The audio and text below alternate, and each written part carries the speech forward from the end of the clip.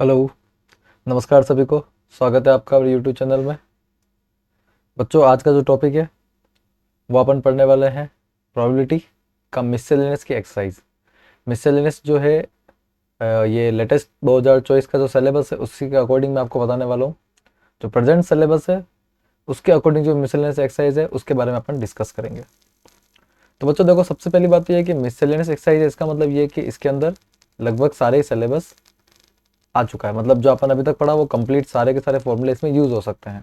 जैसे एक conditional probability वाला अपन ने फॉर्मूला पढ़ा था, A intersection B upon P probability of B, A by B वाला फॉर्मूला ये बिल्कुल यहाँ पर आने वाला है। फिर अपन ने एक फॉर्मूला पढ़ा था इसके अंदर मल्टीप्लिकेशन थ्योरम का,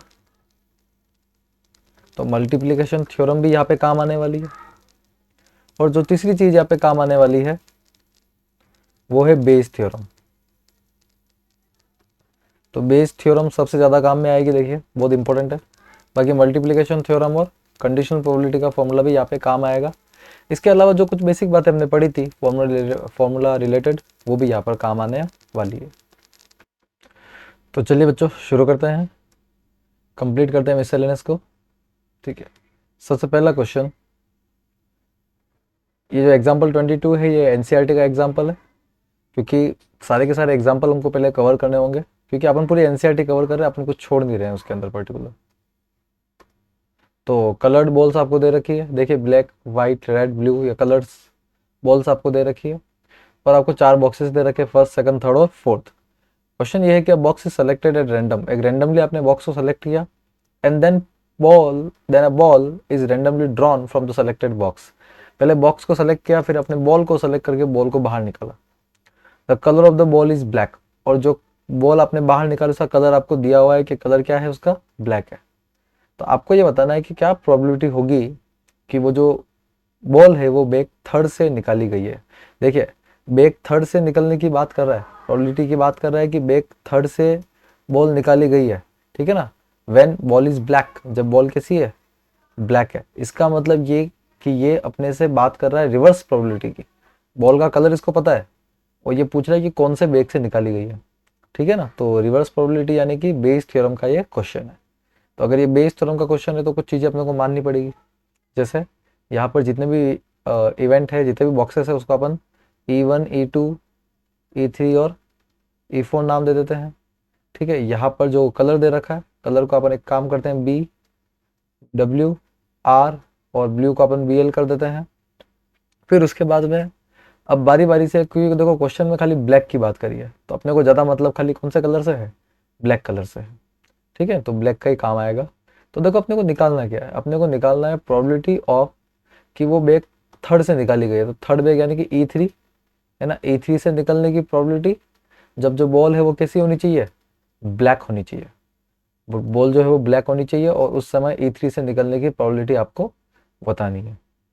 तो अब कैसे बताएंगे, देखो सबसे पहले तो सारे के सारे बैग के अंदर बॉल का टोटल आप कर दीजिए, टोटल आप कर दीजिए सबका, ठीक है ना। तो यहाँ पर इन सबको जोड़ दीजिए, 4 और 3 7, 6 और 5 आपका 11 हो जाएगा, 11 और 7 आपका 18 हो जाएगा।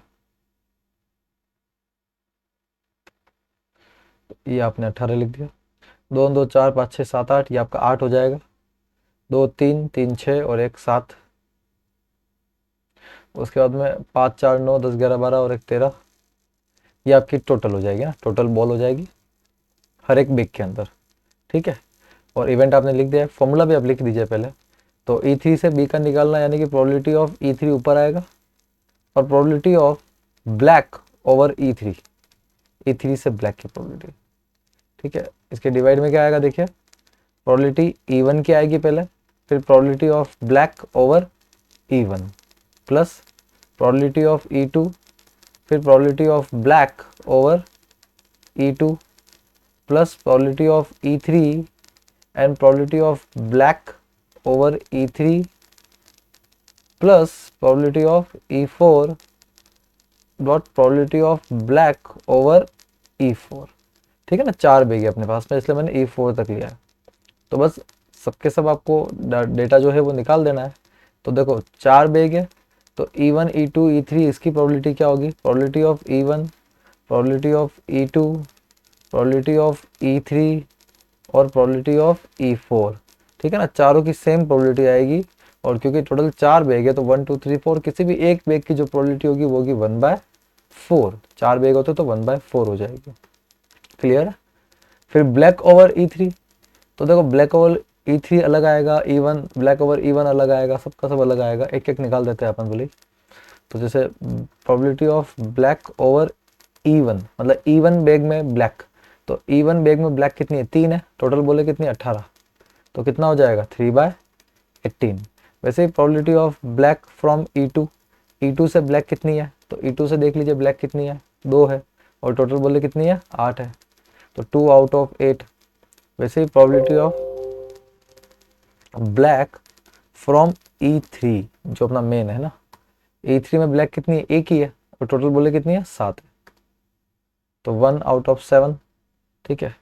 और probability of black over E4, E4 में ब्लैक कितनी है, तो E4 के अंदर जो ब्लैक है वो है 4 आउट ऑफ 13, ठीक है। इसके अंदर ये सिंप्लीफाई हो रहा है, 2/8 1/4 हो जाएगा, और 3 6 18, तो ये 1/6 हो जाएगा, ठीक है। बाकी कुछ भी सिंप्लीफाई नहीं हो रहा है, तो आपको सब कुछ मिल चुका है, बस आपको फॉर्मूला में इसको रखना है और आपका आंसर आ जाएगा।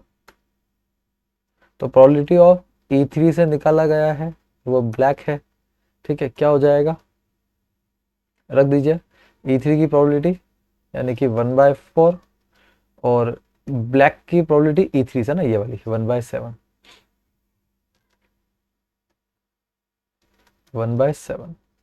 तो मुझे इस क्वेश्चन में खास कुछ नहीं लग रहा है सिवाय इसकी कैलकुलेशन के, जो ये लेंदी थोड़ा खींच रहा है क्वेश्चन को, है ना, अदरवाइज कुछ भी नहीं है ऐसा। तो फर्स्ट का देख लीजिए आप, ब्लैक ओवर E1 1/6 आ रहा है, ठीक है ना, ब्लैक ओवर E1 1/6 आ रहा है, तो 1/4 इंटू 1/6 प्लस 1/4 इंटू, ठीक है, E2 से आ रहा है 1/4, E2 से 1/4 है, और E3 से 1/7 है, 1/4 इंटू 1/7, ठीक है, प्लस 1/4 इंटू 4/13, ठीक है। तो कैलकुलेशन देख लेंगे, 7 चौक 28, 28 ऊपर आ जाएगा, और नीचे की तरफ 6 चौक 24, 24 आएगा यहाँ पर, 4 चौक 16, 7 चौक 28, और 13 चौके 52, 1 मिनट 4 से कट रहा है, सॉरी।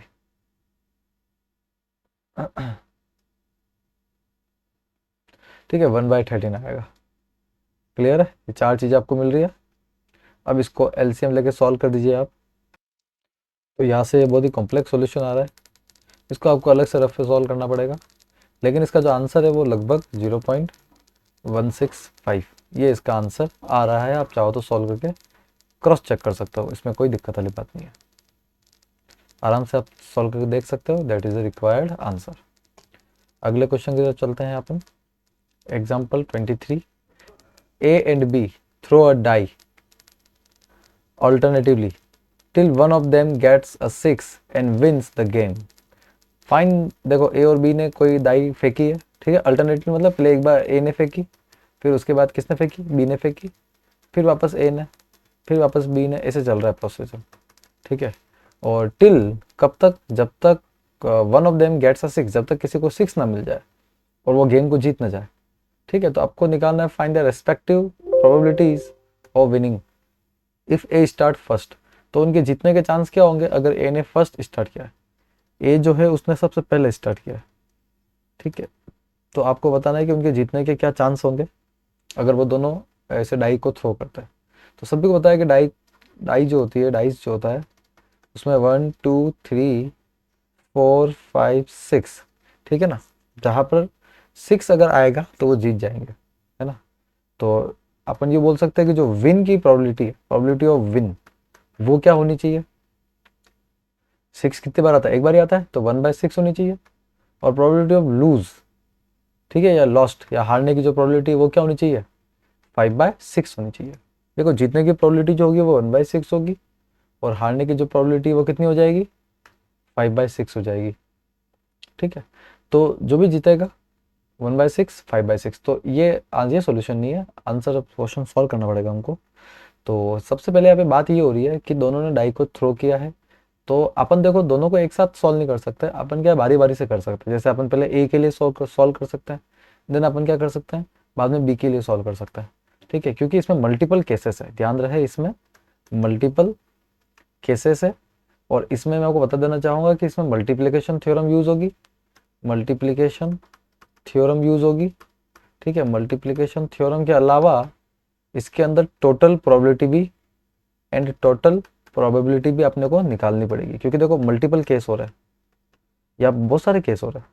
ठीक है ना, क्योंकि देखो केस कैसे बनते हैं, केस ऐसे बनते हैं कि जब इन्होंने खेलना शुरू किया तो हो सकता है कि फर्स्ट बार में ए जीत जाए, क्योंकि ए ने फर्स्ट टाइम पे डाइस को थ्रो किया है, तो हो सकता है फर्स्ट बार में ए जीत जाए। फर्स्ट बार में ए अगर जीत गया तो गेम वही खत्म हो जाएगा, गेम आगे नहीं बढ़ेगा। ठीक है, लेकिन अगर ए हारा तो ए का एक ऑप्शन खत्म हो जाएगा, फिर बी भी अपने चाल चलेगा। ठीक है, और अपन एक ही जीतने की बात कर रहे हैं खाली। ठीक है, तो बी इसका मतलब हारेगा, तो बी हारा, फिर वापस ए ने खेला। अब अगर ए जीता तो ए थर्ड चांस में जीतेगा। ठीक है ना, और फिर मान लो वापस ए थर्ड में भी नहीं जीता तो फोर्थ में बी वापस हारा, और फिफ्थ के अंदर क्या होगा, ए जीत जाएगा। ठीक है, तो ऐसे कहने का मतलब ये कि ए जो होगा वो फर्स्ट में जीत सकता है, थर्ड में जीत सकता है, फिफ्थ में जीत सकता है, ऐसे जीत सकता है। ठीक है ना, तो ये अच्छा, अगर वो फिफ्थ में जीतता है तो उससे पहले 4 बार वो हारा होगा, 4 बार वो हारा है ना, बी से हारा या खुद से हारा एक ही बात है, हारा तो हारा ही है। ठीक है ना, तो इस तरह से मल्टीप्लिकेशन थ्योरम का कंसेप्ट अपने को यूज करना पड़ेगा। तो अपन क्या करते हैं, इसमें सबसे पहले अलग अलग केसेस में इसको डिवाइड कर देते हैं। कि केस फर्स्ट अपन मान लेते हैं कि let A win in first round. मान लो कि ए जो है वो फर्स्ट राउंड में जीत गया।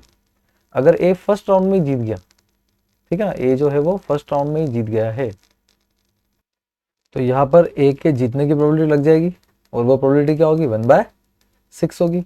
1/6 की प्रोबेबिलिटी से क्या करेगा, वो जीत जाएगा। ठीक है, अगर वो फर्स्ट राउंड में जीतता है तो ये फर्स्ट केस हो गया। ठीक है, सेकंड केस पे आ जाता है बेटा। केस समझना बहुत जरूरी है, केस समझना बहुत बहुत बहुत जरूरी है। ठीक है ना, अब ए मान लो विन करता है इन थर्ड राउंड। देखो सेकंड राउंड में तो वो नहीं जीत सकता, क्योंकि सेकंड राउंड का जो मौका है वो एक्चुअली किसके पास है, सेकंड राउंड का जो मौका है वो बी के पास है ना। तो ए उसमें जीत कैसे सकता है, मुझे बताओ, ए का जीतना पॉसिबल नहीं है। ठीक है, ए विन इन थर्ड राउंड, तो ए अगर थर्ड राउंड में जीतता है इसका मतलब पहले के 2 राउंड में वो हारा होगा, है ना, फर्स्ट और सेकंड में हारा है तभी तो थर्ड में जीता है। तो इसका मतलब प्रोबेबिलिटी अब कैसी बन के आएगी कि फर्स्ट के अंदर वो हारा है, सेकंड के अंदर वो हारा है, और फिर थर्ड में वो क्या क्या है, जीता है। ठीक है, 2 बार लॉस्ट करके 1 बार विन हुआ है। तो उसकी प्रोबेबिलिटी आप कैसे लिख सकते हो कि पहले में हारा तो हारने की प्रोबेबिलिटी 5/6, दूसरे में हारा तो हारने की प्रोबेबिलिटी वापस कितनी, 5/6, फिर तीसरी बार में जीता तो जीतने की प्रोबेबिलिटी कितनी हो गई, 1/6 हो गई। ऐसे लिख सकते हो आप। ये सेकंड केस हो गया। अब अपन मान लेते हैं कि केस थर्ड। ठीक है, अब ए मान लीजिए थर्ड में भी नहीं जीता, तो वो किस में जीता होगा, फोर्थ में तो जीत नहीं सकता क्योंकि वो बी की चांस है। ठीक है, वो फिफ्थ में जीतेगा। ठीक है, ए विन इन फिफ्थ राउंड। ए अगर फिफ्थ राउंड में जीतता है तो उसकी प्रोबेबिलिटी क्या होगी, देखो फिफ्थ राउंड में जीतने के लिए ए को 4 राउंड में हारना पड़ेगा, यानी 4 राउंड तक वो लगातार हारा, 5वें राउंड में वो जीता। तो 4 राउंड तक हारा, तो 4 राउंड तक हारने की प्रोबेबिलिटी 5/6, 5/6, 5/6, 5/6, 4 बार हारा और एट लास्ट में जीता, विन हुआ, तो 1/6। ये होगी थर्ड केस की प्रोबेबिलिटी, यानी फिफ्थ राउंड की प्रोबेबिलिटी। ऐसे ही करते करते आप अगर निकालने जाओगे तो इनफाइनाइट तक जाएगा। ठीक है, इनफाइनाइट तक ये सॉल्यूशन जाएगा। यानी कि मुझे अगर पता करना है कि ए जीत रहा है कि नहीं जीत रहा है, तो वो मुझे इनफाइनाइट केसेस लेने पड़ेंगे। वो सारे केसेस को मुझे क्या करना पड़ेगा, ऐड करना पड़ेगा। तो टाइम आ गया है ऐड करने का। सो टोटल प्रोबेबिलिटी ऑफ ए के विन होने की टोटल प्रोबेबिलिटी क्या होगी, तो वो सारे केस की प्रोबेबिलिटी को आपको ऐड करना है।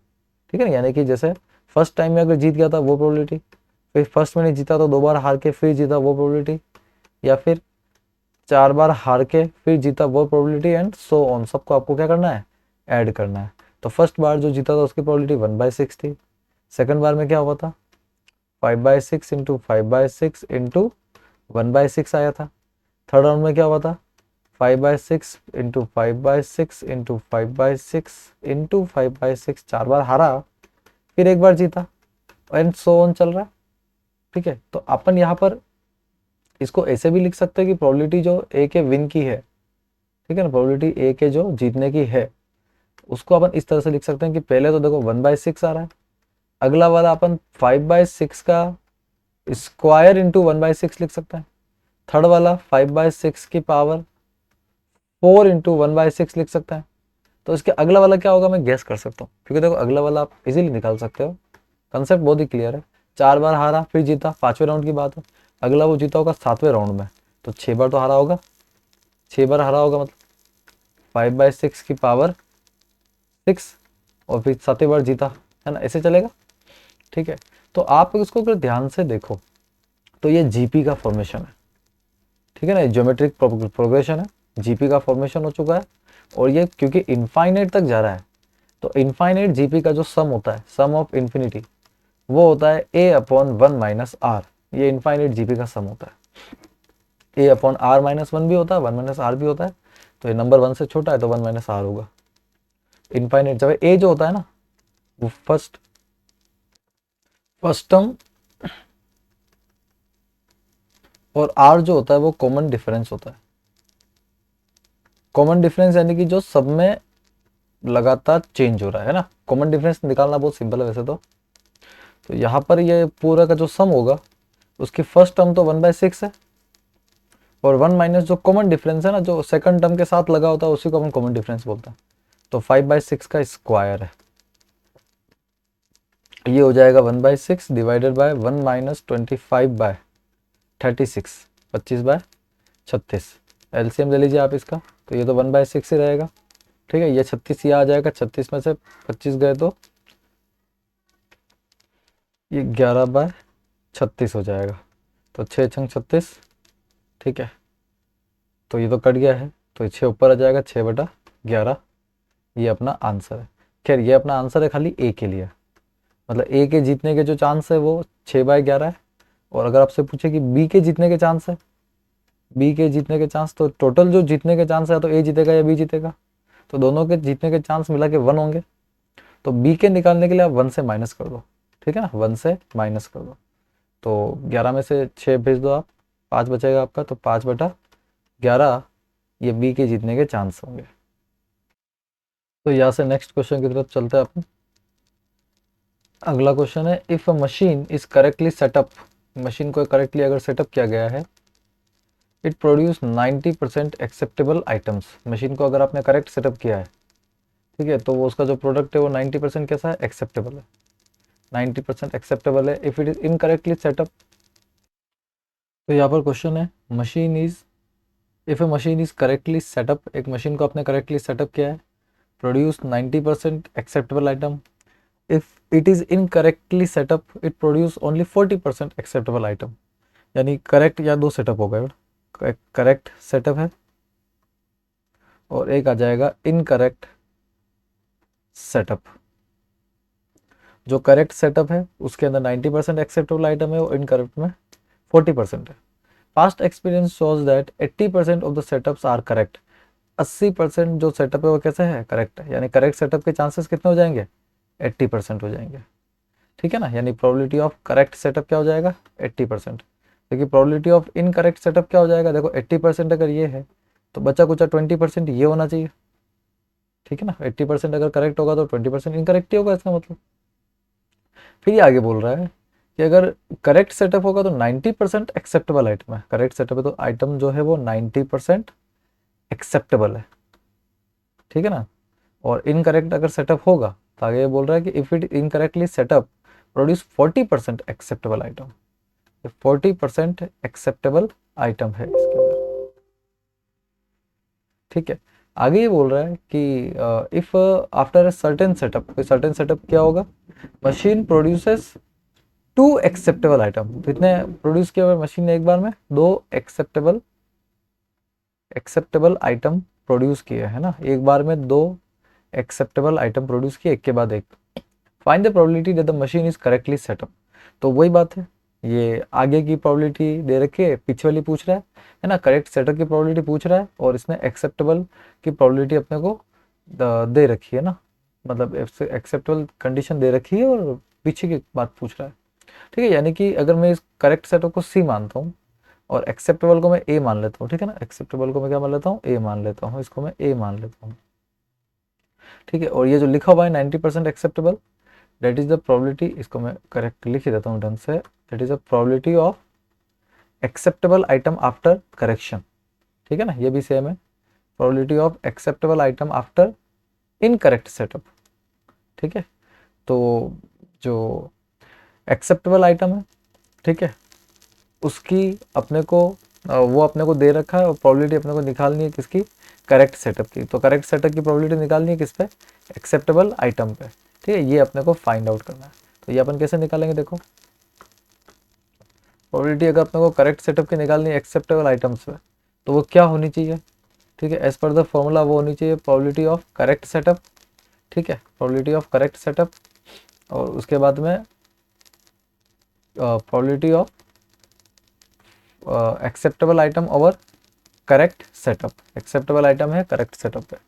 अब एक बहुत इंपॉर्टेंट बात है, वो ये है कि जो आइटम है वो 2 बार प्रोड्यूस हुए हैं, एक बार नहीं हुए, 2 बार हो गए हैं। जैसे मल्टीप्लिकेशन थ्योरम भी हमें काम आ रही है, अगर 2 बार प्रोड्यूस हुए हैं, इसका मतलब ये है कि यहाँ पर अपन प्रोबेबिलिटी एक बार फिर से यूज करेंगे किसकी, acceptable item over correct setup पे।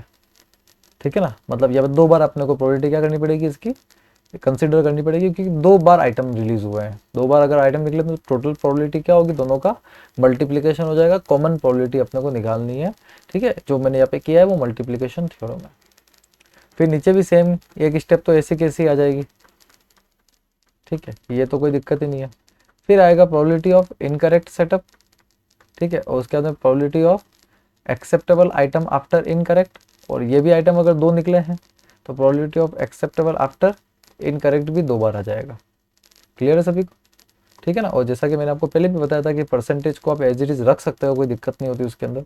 सारे अगर परसेंटेज में है तो आप पुट कर सकते हो, और अगर परसेंटेज से आपको फ्रैक्शन में चेंज करना है तो आपको सबको ही फ्रैक्शन में चेंज करना पड़ेगा, उसके बाद ही आप उसको रख सकते हो। तो यहाँ पे आप रख दीजिए परसेंटेज, सॉरी 80% हो जाएगा, करेक्ट सेटअप 80%, उसके बाद में एक्सेप्टेबल ओवर करेक्ट जो है वो कितना है, 90% है। तो 90 इंटू 90, 90 इंटू 90 डिवाइडेड बाय वही है 80 इंटू 90 तो रहेगा ही रहेगा, प्लस यहाँ पर इस बार आ जाएगा 20 इंटू 40 इंटू 40। ठीक है ना, अपने को इसको सॉल्व करना पड़ेगा, तो ऊपर मल्टीप्लाई कर दो। ठीक है, जीरो देखो, जीरो सब में कैंसल आउट हो रहा है, 9 9 81, 81 इंटू 8। ठीक है, तो 8 एकम 8 और 8 और 64, यानी कि 648 तो ऊपर आ रहा है। ठीक है, और ये भी नीचे भी 648 ही आएगा, और इसको आप मल्टीप्लाई कर दो, 4 चौक 16, 16 दूनी 32 आ रहा है। ठीक है, तो 320 हो जाएगा, 320 हो जाएगा, जोड़ दो इन सबको आप, तो ये तो 648 ही रहेगा। ठीक है, 620 40, नहीं ये 320 नहीं आएगा, सॉरी 320 नहीं आएगा, ये आपका 32 ही आएगा। ठीक है ना, जीरो जीरो सब कट चुके हैं, सारे जीरो कट चुके हैं। जीरो इसलिए काटे मैंने क्योंकि 3 जीरो यहाँ भी है, 3 जीरो यहाँ भी है, 3 जीरो ऊपर भी है, इसलिए मैंने जीरो कैंसिल आउट कर दिया। ठीक है, 8 और 2 कितना हो जाएगा, 10 हो जाएगा।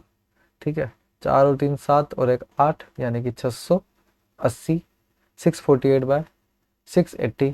ठीक है, और इसको अपन अगर डिवाइड कर सके थोड़ा बहुत, जितना भी होगा, तो लगभग लगभग 0.95 जो भी है इसका आंसर आ जाएगा, and that is our required answer.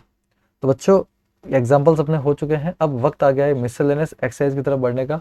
ठीक है, अपने को थोड़ी स्पीड रखनी पड़ेगी इस एक्सरसाइज को कवर करने के लिए, क्योंकि क्वेश्चन जो होते हैं मिसलेनियस के थोड़े से अजीब होते हैं। If first question, A and B are two events such that probability of A is not equals to 0।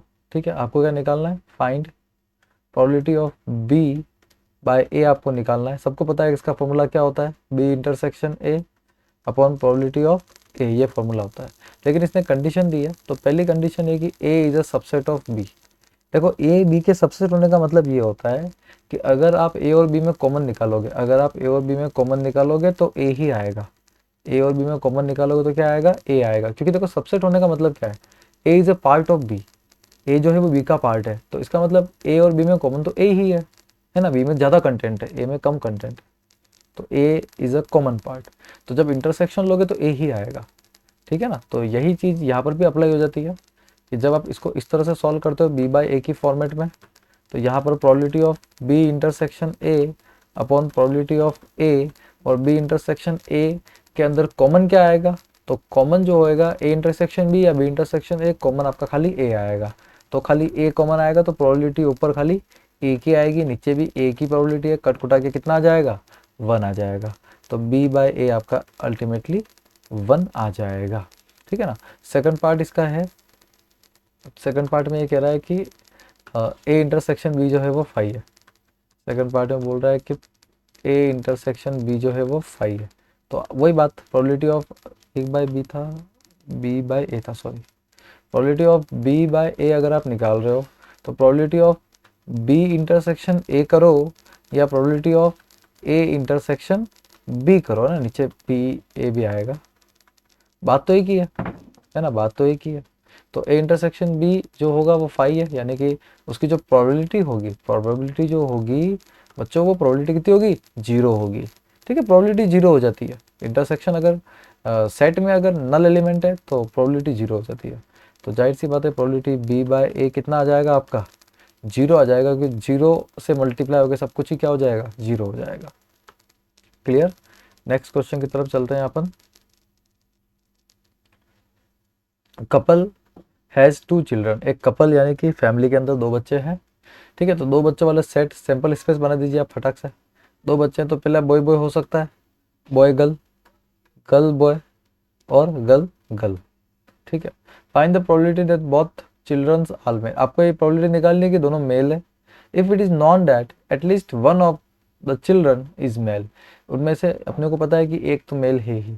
तो ये कंडीशनल प्रोबेबिलिटी का क्वेश्चन है, बिल्कुल कंडीशनल का क्वेश्चन है। देखो यहाँ पर सारे क्वेश्चन मिक्स है, बेस के थ्योरम के क्वेश्चन भी है, कंडीशनल प्रोबेबिलिटी के क्वेश्चन भी है, सब तरह के क्वेश्चन यहाँ पर है, ठीक है ना। तो किसकी प्रोबेबिलिटी निकालनी है, प्रोबेबिलिटी देखो जिसकी निकालनी होती है, वही पुरानी बातें याद करते हैं एक्सरसाइज फर्स्ट की, जिसकी प्रोबेबिलिटी निकालनी होती है, ठीक है ना, उसको अपन हमेशा क्या मानते हैं, ए मानते हैं, ठीक है ना। या फिर आप उसको, मैंने उसमें ए मान लीजिए, आप कोई दिक्कत नहीं है। जैसे कि ए इसको मान लीजिए आप, जिसकी प्रोबेबिलिटी आपको निकालनी है, और बी को आप कंडीशन को मान लीजिएगा, ठीक है। तो प्रोबेबिलिटी ए क्या हो जाएगा, ए हो जाएगा both childrens, both both are male, both are male. अब बोथ आर मेल कितने हैं भैया यहाँ पे, तो बी बी है बस, यानी एक ही है। बी आप किसको मानेंगे, कंडीशन को मानते हैं। तो इट इज नॉन दैट, जो कंडीशन होती है वो बी होता है। At least one of the children is male, कम से कम एक बच्चा जो है वो मेल है, और कम से कम एक बच्चा अगर मेल है, ठीक है। तो देखो बॉय बॉय, ठीक है, बॉय गर्ल और गर्ल बॉय, तीनों के अंदर एक तो मेल है ही कम से कम। तो बॉय बॉय, बॉय गर्ल और गर्ल बॉय, गर्ल गर्ल के अंदर कोई मेल नहीं है, ठीक है। तो यहाँ पर आपको ए इंटरसेक्शन बी भी निकालना पड़ेगा। ए इंटरसेक्शन बी क्या हो जाएगा आपका, दोनों में common is a B B, ठीक है। एलिमेंट काउंट कर लीजिए, ठीक है, एलिमेंट काउंट कर लीजिए सबके अंदर। इसके अंदर एक एलिमेंट है, ठीक है, और बी के अंदर 3 एलिमेंट है। टोटल यहाँ पे कितने एलिमेंट है, 4 है, क्योंकि हमको सबकी प्रोबेबिलिटी निकालनी है। तो प्रोबेबिलिटी ऑफ बी सबसे पहले कितना हो जाएगा, टोटल 3 एलिमेंट है आउट ऑफ 4। देखिए बी के अंदर 3 एलिमेंट है आउट ऑफ 4, ठीक है। ए इंटरसेक्शन बी की प्रोबेबिलिटी क्या हो जाएगी, probability of A intersection B, A intersection B की प्रोबेबिलिटी कितनी होगी, कितने एलिमेंट है ए इंटरसेक्शन बी में, एक एलिमेंट है, तो 1 आउट ऑफ 4।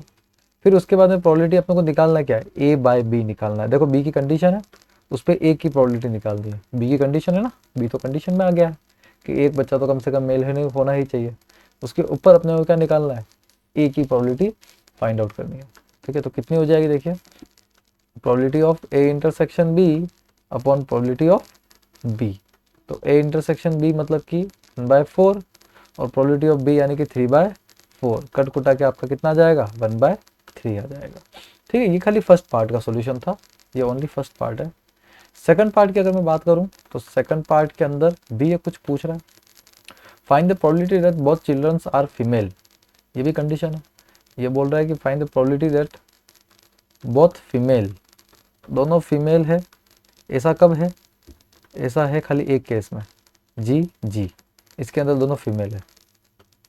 ठीक है, it is known that Elder child is a female, Elder मतलब बड़ा वाला जो चाइल्ड है वो क्या है, फीमेल है। इसको बी मान लीजिए आप, कंडीशन को बी मान लीजिए, एल्डर 1 इज फीमेल। ठीक है, तो बड़ा वाला अगर बड़े वाला बच्चा है, बड़ा वाला बच्चा है वो अगर फीमेल है, ठीक है, तो यहाँ पर देखो दो केस है, या गर्ल बॉय में आप मान लीजिए और गर्ल गर्ल में मान लीजिए कि जो पहला बच्चा था वो गर्ल था, पहला बच्चा अगर गर्ल है तो वो बड़ा ही होगा। ठीक है, तो दो केस बन रहे हैं अपने पास, कौन कौन सा है, एक तो गर्ल बॉय वाला और एक कौन सा है गर्ल गर्ल वाला। इन दोनों ही केस में जो बड़ा बच्चा है वो क्या होगा, गर्ल होगा। ठीक है, तो ए इंटरसेक्शन बी क्या आ रहा है आपके सामने, ए इंटरसेक्शन बी आप देख लीजिए, तो मुझे खाली girl girl A intersection B में कॉमन दिख रहा है। ठीक है, तो यहाँ पर देख लेंगे अपन कि कॉमन वगैरह क्या आ रहा है, तो यहाँ पर एक एलिमेंट है, यहाँ पे दो एलिमेंट है। ठीक है, तो सबसे पहले प्रोबेबिलिटी ऑफ बी निकालना होता है, तो बी की प्रोबेबिलिटी कितनी हो जाएगी, देखिए यहाँ पर दो बच्चे हैं, टोटल कितने बच्चे हैं 4 है, तो इसको एक बार 2/4 ही रहने दीजिए। ठीक है, 2/4 ही रहने दीजिए इसको। ठीक है, मिटा देता हूँ मैं, क्योंकि वो आगे कैलकुलेशन में वैसे भी बैलेंस हो जाएगा।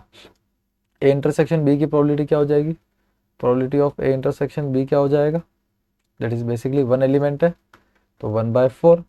फिर probability of A by B क्या हो जाएगा आपका, वही हर बार की तरह A intersection B upon probability of B, तो A intersection B is what 1/4 and that is 2/4, तो 4 से 4 कट जाएगा, आंसर आपका कितना आ जाएगा 1/2 आपका आंसर आ जाएगा। तो नेक्स्ट क्वेश्चन की तरफ चलते हैं अपन। नेक्स्ट है आपका, suppose that 5% of man and 0.25% of women have grey hair, a grey haired person is selected at random, grey haired person को सेलेक्ट किया गया है, रैंडमली सेलेक्ट किया गया आपने। ठीक है, तो आपको बताना है what is the probability of this person being male, वो पर्सन जो है वो मेल होगा, उसकी क्या प्रोबेबिलिटी है। ठीक है, तो ग्रे हेयर्ड पर्सन को सेलेक्ट किया है और मेल होने की प्रोबेबिलिटी पूछ रहा है, assuming that there are equal number of males and females. तो बच्चों यहाँ पर हो क्या रहा है कि equal number of male and female है, यानी एक साइड आप मेल ले लो, एक साइड आप फीमेल ले लो। क्वेश्चन बेस्ड थ्योरम का है, साफ साफ पता पड़ रहा है, क्योंकि पर्सन प्रोबेबिलिटी निकालनी है मेल होने की, अगर ग्रे पर्सन सेलेक्टेड किया गया है तो ना, ग्रे पर्सन सेलेक्ट किया गया है तो कितने कितने परसेंट मेल है देखो, अगर दोनों तरफ equal number of males and females है, मतलब 50% तो मेल है और 50% क्या है फीमेल है। 50% में इसलिए ले रहा हूँ क्योंकि ऊपर ऑलरेडी परसेंटेज दिया है, आप चाहो तो हम परसेंटेज को फ्रैक्शन में चेंज कर सकते हो, यहाँ पे 1/2 और 1/2 भी ले सकते हो। ठीक है, मैं दोनों ही परसेंटेज ले रहा हूँ। ठीक है, तो 50% ना, तो प्रोबेबिलिटी ऑफ मेल 50% हो जाएगा एंड प्रोबेबिलिटी ऑफ फीमेल 50% हो जाएगा। फिर आगे दिया हुआ है कि उसके अंदर जो ग्रे कलर की प्रोबेबिलिटी है ओवर मेल, मेल में जो ग्रे कलर वाले हैं वो 5% है और जो ग्रे कलर के फीमेल के अंदर है वो 0.25% है। ठीक है, तो अपने को निकालना क्या है, प्रोबेबिलिटी निकालनी है अपने को पर्सन के मेल होने की, यदि ग्रे कलर सेलेक्ट किया गया है तो बच्चों क्या होना चाहिए, देखिए फॉर्मूला लिख देता हूँ मैं कि प्रोबेबिलिटी ऑफ मेल, ठीक है, उसके अंदर probability of grey colour over male, ठीक है, divided by probability of male, probability of grey colour over male plus probability of female and probability of grey colour over female. ये इसका format होगा, format में वैल्यू पुट कर दीजिए, तो male is basically 50% and that is 5% grey colour male, है ना, ये वापस वही 50 × 5 प्लस फीमेल भी 50 है लेकिन ये मल्टीप्लाई 0.25 से होगा। ठीक है, तो यहाँ पे इसको सॉल्व करना पड़ेगा, देखो 5 5 25 हो जाएगा, है ना। तो यहाँ पर ये 25 आ रहा है, ये 25 है, ठीक है। यहाँ भी 25 हो जाएगा और यहाँ पर 1.25 हो जाएगा, तो ये 26.25 आएगा, ठीक है ना। पॉइंट हटाएंगे, 2 जीरो ऊपर जाएंगे, 2500 बड़ा 2625, देखो 2500 बड़ा 2625, ठीक है। एक का डिफरेंस आ रहा है खाली, ओनली सिंगल डिफरेंस। तो ये होना चाहिए 20/21, ठीक है ना। 20/21 इसका आंसर होना चाहिए, ठीक है। आप चेक कर सकते हैं 20/21 का आंसर होना चाहिए। इस तरह से आप इस क्वेश्चन को कर सकते हैं। बेस थ्योरम का एक बहुत ही बेसिक सा क्वेश्चन है। इस क्वेश्चन को आप डायरेक्टली भी कर सकते थे। डायरेक्टली मतलब कि 5% और 0.25% है, ठीक है। ये दोनों टोटल, तो इनको ऐड करके 5 से इसको डिवाइड कर सकते थे ना। 5/5.25% भी आप कर सकते थे, तो भी आपका आंसर आ जाता, ठीक है ना। ये बहुत बेसिक क्वेश्चन है। Fourth question, suppose that 90% of people are right handed, what is the probability that at most 6 of the random sample of 10 peoples are right handed। ठीक है, 90% जो पीपल है उसके बारे में साफ साफ बोल दिया कि वो क्या है, राइट हैंडेड है। बच्चों यहाँ पर सबसे पहली बात तो 90% जो पीपल्स है वो राइट हैंडेड है, ठीक है ना। तो अपन यहाँ लिख देते हैं राइट हैंडेड, और इधर हो जाएगा अपना लेफ्ट हैंडेड, ठीक है। तो 90% अगर राइट हैंडेड है, 90% राइट हैंडेड है, ठीक है ना। इसका मतलब 9 आउट ऑफ 10, 9 आउट ऑफ 10 क्या हो गए आपके, राइट हैंडेड हो गए, ठीक है। और लेफ्ट हैंडेड कितने हो जाएंगे आपके, तो बच्चे कुछ 10%, यानी कि 1 आउट ऑफ 10 क्या हो जाएंगे आपके, लेफ्ट हैंडेड हो जाएंगे। अब यहाँ पर क्वेश्चन ये है कि probability that at most 6, at most 6 के अंदर सब आ गए ना, सब मतलब कि 6 आ गया, 5 आ गया, 4 आ गया, 3 आ गया, 2 आ गया, 1 आ गया, सब आ गए। और फिर random sample of 10 people, 10 people का सैंपल लिया है। उस सैंपल के अंदर जो 6 जो लोग हैं, ठीक है ना, आर राइट हैंडेड, वो राइट हैंडेड है, सॉरी वो क्या है, राइट हैंडेड है। ये अपने को प्रूव करना है। तो देखो इसने तो एटमोस्ट 6 पूछा है, तो इसका मतलब ये हो गया कि 6 तक के अपने को एडिशन करने हैं, 6 तक के अपने को क्या करना है, एडिशन करने। तो 6, 5, 4। अब सबसे मेन बात ये है कि जो ये क्वेश्चन है, ये क्वेश्चन ट्रेडिशनल मेथड से बहुत ही लंबा होगा, ठीक है। तो इसको सॉल्व करने के लिए हमको एक नया अप्रोच यूज़ करना पड़ेगा, वो होता है बाइनोमियल डिस्ट्रीब्यूशन का। अब बाइनोमियल डिस्ट्रीब्यूशन टेक्निकली देखा जाए तो आपके सिलेबस का पार्ट अभी नए रिवाइज सिलेबस में नहीं है। रिवाइज सिलेबस में बाइनोमियल डिस्ट्रीब्यूशन नहीं है, ये पहले वाले सिलेबस का पार्ट था। तो उस अकॉर्डिंग अगर मैं सोचूं तो मुझे नहीं लगता है कि ये क्वेश्चन एग्जाम में आ सकता है, ठीक है। फिर भी कोई भरोसा नहीं है, बुक के अंदर दे रखा है तो कुछ भी हो सकता है, हमको ये क्वेश्चन आना चाहिए। तो बाइनोमियल डिस्ट्रीब्यूशन का फॉर्मूला क्या होता है, का फॉर्मूला समझने की कोशिश कीजिएगा। ये फॉर्मूला होता है प्रोबेबिलिटी ऑफ एक्स, यानी कि पर्टिकुलर नंबर ऑफ ट्रायल्स, ठीक है ना। कि अगर एक्स कोई पर्टिकुलर ट्रायल है, ठीक है, जिसपे एन नंबर ऑफ ट्रायल्स आपने किए हैं, और पी जो है वो प्रोबेबिलिटी ऑफ सक्सेस है। ये स्मॉल पी है, यानी कि नंबर ऑफ सक्सेस, ठीक है। तो ये 3 चीज़ें हैं, प्रोबेबिलिटी ऑफ एक्स कोई ट्रायल है, एन नंबर ऑफ ट्रायल्स हो, नंबर ऑफ एक्सपेरिमेंट्स होते हैं, पी जो है वो सक्सेस के चांस होते हैं, सक्सेस की प्रोबेबिलिटी होती है ना। यहाँ पर देखो सक्सेस तो नहीं है पर राइट हैंडेड है ना। तो इसका फॉर्मूले, मैं तो फॉर्मूले की बात कर रहा हूँ, एनसीआर का फॉर्मूला होता है एनसीआर, ठीक है। एनसीआर तब होता है जब आर आप ट्रायल लो, आप एक्स ट्रायल ले रहे हो, तो एनसी एक्स, ठीक है ना। Probability of x and q probability of n minus x, ठीक है ना। क्यू जो है वो प्रोबेबिलिटी है फेलियर की, ठीक है। पी अगर सक्सेस की प्रोबेबिलिटी है तो क्यू किसकी प्रोबेबिलिटी है, फेलियर की प्रोबेबिलिटी है, ठीक है। यहाँ पे लिख देता हूँ मैं, पी जो है वो सक्सेस की होती है और क्यू जो होती है वो फेलियर की होती है। एक्चुअली दोनों 1 माइनस होता है, जो क्यू होता है वो हमेशा 1 माइनस पी होता है, हमेशा, ठीक है। तो ये फॉर्मूला है, एक बार फिर से देख लेते हैं। प्रोबेबिलिटी है एक्स किसी ट्रायल की जहाँ पे एन नंबर ऑफ ट्रायल्स हो चुके हैं, ठीक है, और पी जो है वो सक्सेस है। तो एन सी एक्स सक्सेस की पावर एक्स और फेलियर की पावर एन माइनस एक्स, ये अपने को याद रखना है। इस तरह से अपन इसको सॉल्व करते हैं। तो यहाँ पर भी ऐसे ही कुछ हो रहा है। यहाँ पर जो सक्सेस है वो राइट हैंडेड है, क्योंकि राइट हैंडेड को अपने को साबित करना है, और जो फेलियर है वो लेफ्ट हैंडेड है। तो अपने लिए जो पी है वो ये बन जाएगा, ठीक है, और जो ये एल वाला है ये अपने लिए क्या बन जाएगा, क्यू बन जाएगा। तो ये अपने को दोनों मिल चुके हैं, बस अपने को इनको फॉर्मूले में पुट करना है। और दूसरी बात ये कि यहाँ पर इसने ये भी बोला है कि एट मोस्ट 6।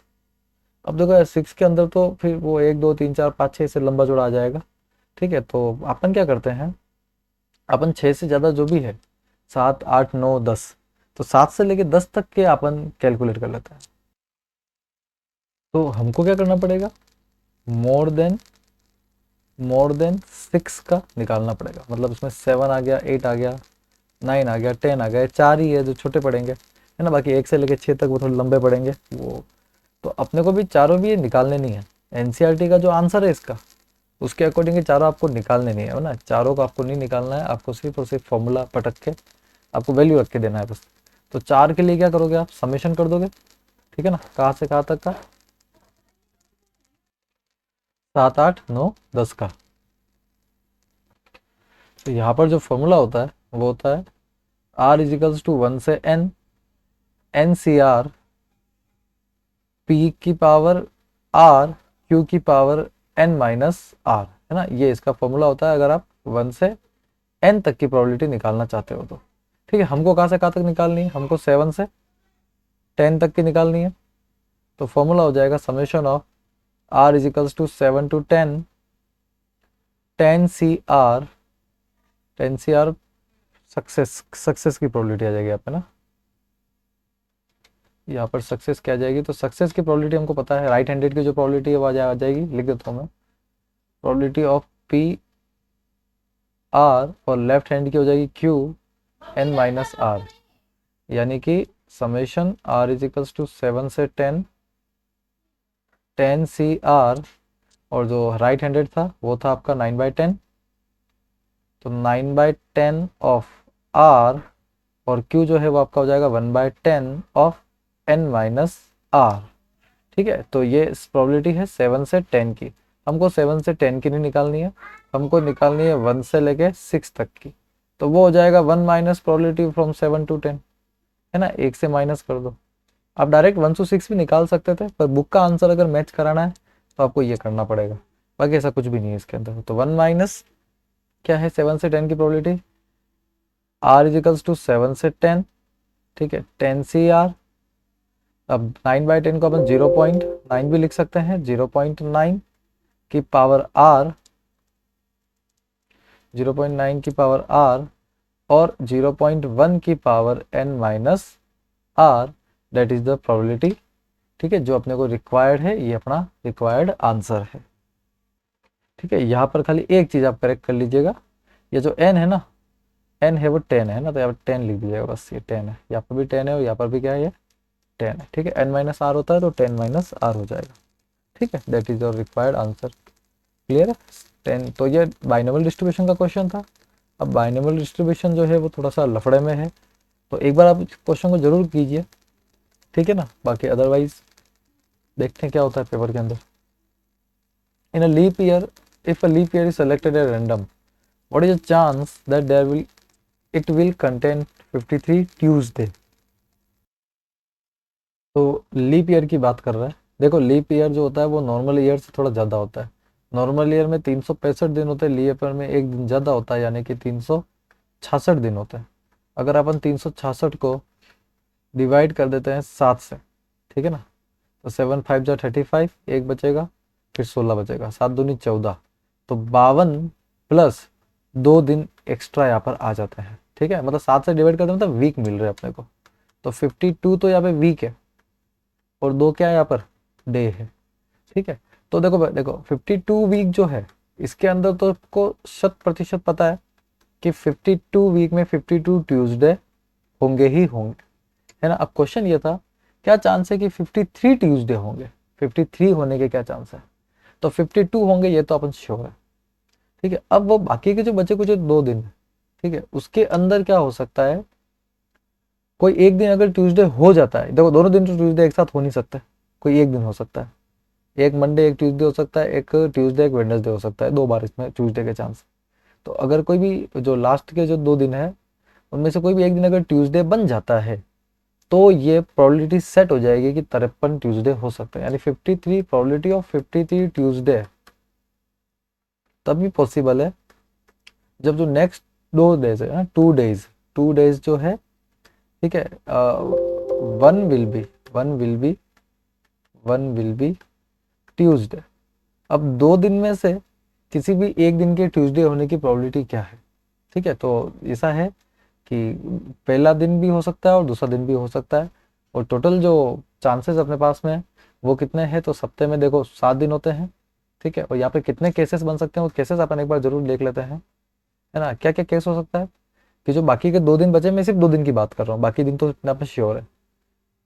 तो बाकी के 2 दिन देखो, मंडे एंड ट्यूसडे हो सकता है, बाकी के 2 दिनों की बात कर रहा हूँ। ट्यूसडे एंड वेडनेसडे हो सकता है, वेडनेसडे एंड थर्सडे हो सकता है, थर्सडे एंड फ्राइडे हो सकता है, फ्राइडे एंड सैटरडे हो सकता है, सैटरडे ऐसे लिख देता है। ठीक है, एंड सैटरडे एंड संडे हो सकता है, और संडे एंड मंडे हो सकता है, और वापस मंडे एंड ट्यूसडे रिपीट हो जाएगा। तो कितने केस बन सकते हैं यहाँ पर, 1 2 3 4 5 6, टोटल 7 केस बन सकते हैं। इन 7 केसेस में से आपको ये चेक करना है कि ट्यूसडे कितनी बार आया है। तो इन 7 केस में ट्यूसडे आ रहा है खाली 2 बार, मंडे एंड ट्यूसडे और ट्यूसडे एंड वेडनेसडे, मतलब कि 53 अगर ट्यूसडे अपने को चाहिए, 53 अपने को ट्यूसडे चाहिए, तो उसके लिए 2 केस एलिजिबल है टोटल 7 केस में से। तो प्रोबेबिलिटी 53 ट्यूसडे की क्या हो जाएगी, यही। बाकी तो बाकी प्रोबेबिलिटी तो श्योर है, 52 की तो 1/1 है, खाली 2 की और आप देख लो, तो 2 की कितनी हो जाएगी, 2/7, और यही आपका रिक्वायर्ड आंसर है। अगले क्वेश्चन की तरफ चलते हैं अपन। ठीक है, ये आपका नेक्स्ट क्वेश्चन है।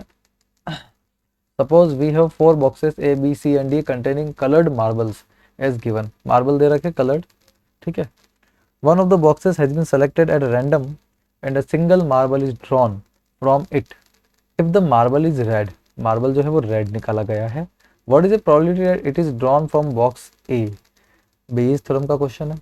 ठीक है, वैसे 3 क्वेश्चन यहाँ पर, बॉक्स ए भी है, बी भी है और सी भी है, तो 3 क्वेश्चन हो जाएंगे। ठीक है, 3 क्वेश्चन है, थोड़ी स्पीड से करना पड़ेगा, इसको लंबा हो जाएगा बाकी। तो अपन क्या करते हैं, अपन एक काम करते हैं, यहाँ पर जो केस है, केसेस को अपन E1 E2 E3 और E4 मान लेते हैं, और जो रेड है उसको R, वाइट को W और ब्लैक को अपन B मान लेते हैं। ठीक है, तो सबके आप टोटल नंबर आप निकाल दीजिए, क्योंकि प्रोबेबिलिटी के लिए टोटल नंबर चाहिए होंगे। तो 6 7 8 9 और 1 10, इसमें 10 है टोटल। ठीक है, 6 7 8 9 10, इसमें भी 10 है, 8 9 10, इसमें भी 10 है, वेरी गुड। 6 और 4, इसमें भी कितने हैं, 10 है, सब में 10 10 ही है। ठीक है, तो क्वेश्चन सॉल्व करने की तरफ बढ़ते हैं। अच्छा, निकालना क्या है, तो उसमें 3 क्वेश्चन मैं आपको क्लियर कर दूं, बॉक्स ए का भी है, बी का भी है और सी का भी है।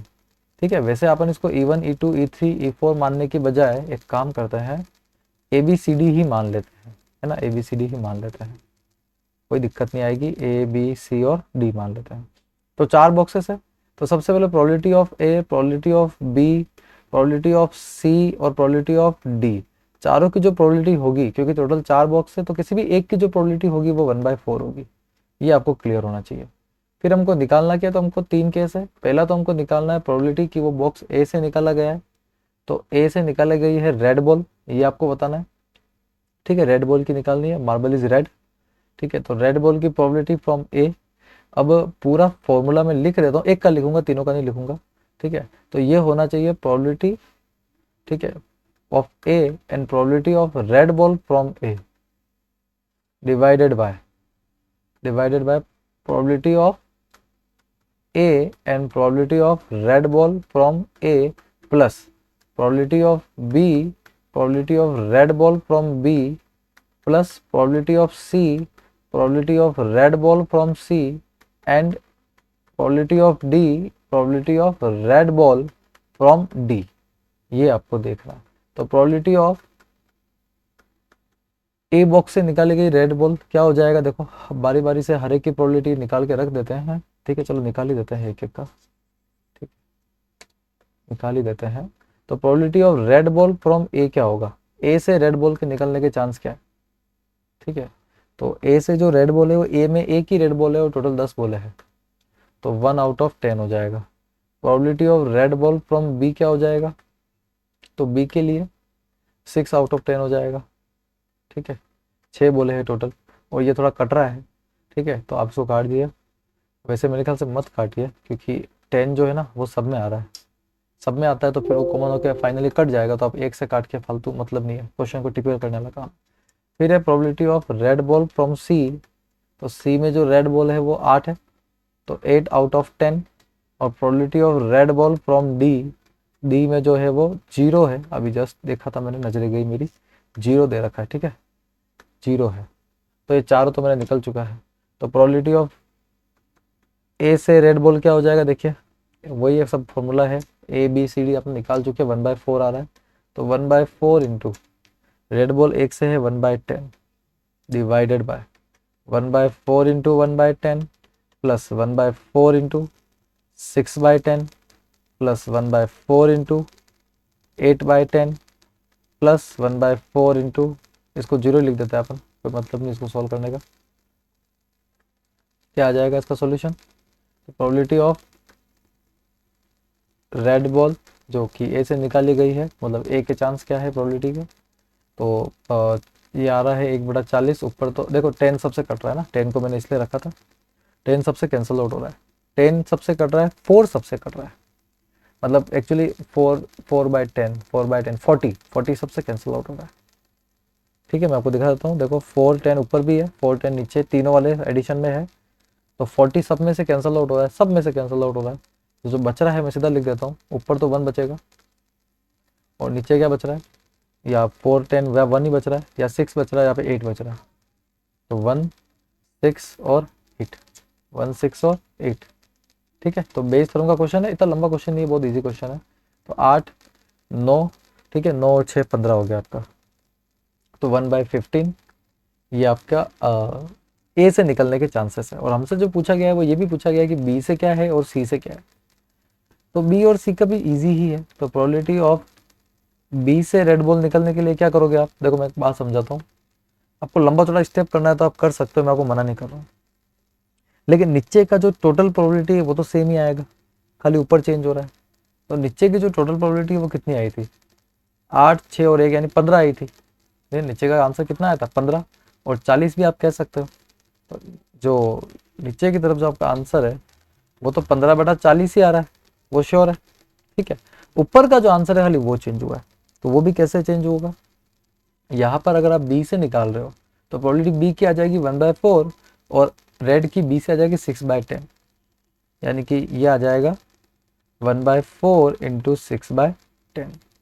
तो ये आ जाएगा 6/40 अपॉन 15/40 तो है ही है, 40 से 40 कटा दो 6/15, 3 की टेबल से कटेगा तो 3 2 जा 6, 3 5 जा 15, 2/5 आ रहा है। ठीक है, लंबा चौड़ा सॉल्यूशन अगर नहीं करना हो तो ये तरीका है, और लंबा करना ही है तो फिर वो आपकी मर्जी है। प्रोबेबिलिटी ऑफ, अब अपने को निकालना है थर्ड, सी से निकालना है। तो प्रोबेबिलिटी सी से है ना, अगर निकली है बोल तो सी का कितना सीन बन जाएगा भाई, तो सी का देखो भाई, प्रोबेबिलिटी ऑफ सी आ जाएगा और यहाँ पर भी आर सी का आ जाएगा, तो 8/10 आ जाएगा। ठीक है, तो सी का यानी कि 1/4 इंटू 8/10, और नीचे वाला तो वही है 15/40। ठीक है, तो ऊपर आपको 8/40 मिलेगा और नीचे आपको 15/40 मिलेगा, काटा कुटी करेंगे तो 8/15 मिलेगा। ये किसी से कटने वाला नहीं है, 8/15 ही आपका आंसर है। तो इसके 3 आंसर आए हैं, 1/15, 2/5 और 8/15, ये तीनों इसके आंसर। आई होप आपको समझ में आया होगा क्वेश्चन। थोड़ा मैंने यहाँ पे स्पीड बढ़ाई है पर ज़रूरी है, बाकी इतना लंबा लंबा तो ये क्वेश्चन वीडियो बहुत लंबा हो जाता है। ठीक है, अगले क्वेश्चन की तरफ चलते हैं अपन। Assume that the chances of patient having a heart attack is 40%। तो यहाँ पर पेशेंट जो है उसको हार्ट अटैक के चांस है 40%, है ना, और वो ये दिया हुआ है कि अगर वो योगा का कोर्स करता है, ठीक है, तो उसका हार्ट अटैक होने के चांस 30% कम हो जाएंगे, और अगर वो ड्रग यूज़ करता है तो उसके हार्ट अटैक के चांस 25% कम हो जाएंगे। ठीक है, तो आगे ही लिखा हुआ है कि जो प्रोबेबिलिटी है कि पेशेंट किसको चूज करेगा, तो दोनों के इक्वल है, यानी कि योगा एंड मेडिटेशन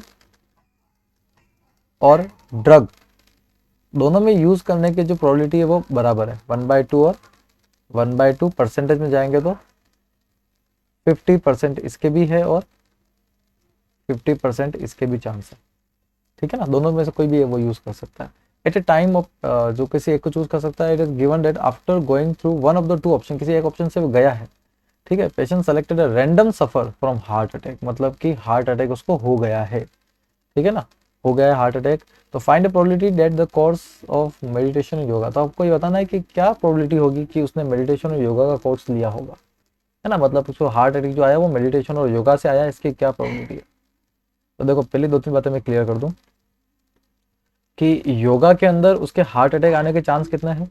योगा के अंदर जो हार्ट अटैक आने के चांस है वो है देखो 30% है नहीं आने के, यानी 70% हार्ट अटैक आने के चांस है, ठीक है।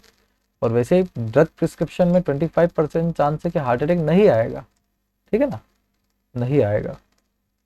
Assume that meditation reduce the risk, मतलब कम करता है चांसेस को, ठीक है। तो 25% चांस को कम कर रहा है, यानी कि कितने चांस है हार्ट अटैक के, तो इसमें हार्ट अटैक के चांस है 75%, ठीक है। ड्रग में हार्ट अटैक के चांस थोड़े ज़्यादा है, ऐसा बताया जा रहा है।